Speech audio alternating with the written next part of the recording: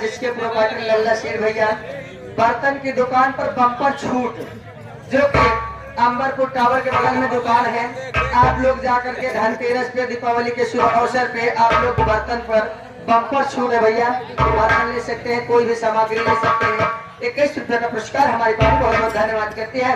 और साथ ही आगे हमारे लोक संगीत अमेठी यूट्यूब चैनल, लोक संगीत अमेठी यूट्यूब चैनल, जो कि आप लोग इनके चैनल पर आप लोगों को बढ़िया से बढ़िया कॉमेडी वीडियो और नाटक की वीडियो देखने को मिलेगी। आप लोग इनके चैनल को लाइक करें, सब्सक्राइब करें, घंटा वाला बटन जरूर दबाएं। धन्यवाद।